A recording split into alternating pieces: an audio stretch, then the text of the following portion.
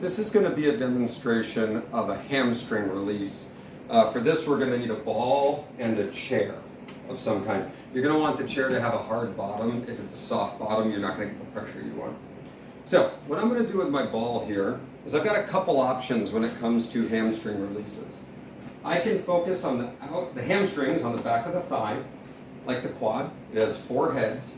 But there's one particular section of the hamstring that's responsible for like 90% of hamstring tears. And that's an area called the biceps femoris. You can Google the image if you want to see it. But it's this outer head that's accessible kind of right inside. There's a groove in here, and it's right there. What I'm going to do is take this ball, I'm going to have a seat on my chair, and I'm going to kind of measure from my knee up with my fingers. And what you're going to notice is that the ball's going to go somewhere where your palm is, in that region. I'm going to kind of roll side to side to look for where the sensitive part is. And see, for me, the sensitive part's right there. So what I'm going to do is then I can either keep my foot straight if I feel the sensitive part there, but if you don't, turn your foot up to 30 degrees inward. You can apply some pressure with your hands if necessary. And then you're just very slowly going to move the foot up and down for pin and pull. Or, for me it's a little higher today, I can move and just do applied pressure. I can even do side to side cross fiber friction by moving my foot like so. So these are all options.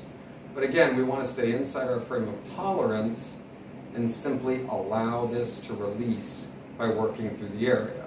Now that's on the lower side of the hamstring. If you notice that you've worked that area and it feels good, you can also work on the area just underneath the gluteal crease here.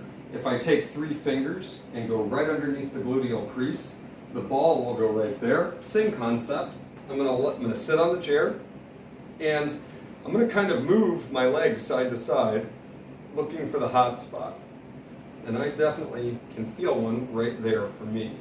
So now, same thing. I'm just going to move the leg up and down and work through the area.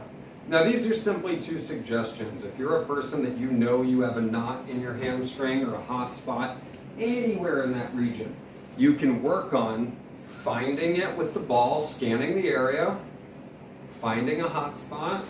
For me, that's not it. That's it. And I can even hold the ball with 2 fingers on this side. And once I'm on that hot spot, I can again play with the position of my foot, internal, external rotation, and then simply expand and contract. Part of what this is going to do is make you more aware of your body, but also understanding that muscles are not linearly attached to bones. They wrap around bones.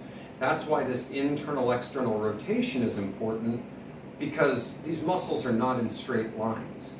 And what we're trying to do is create space between them so they have a greater degree of glide.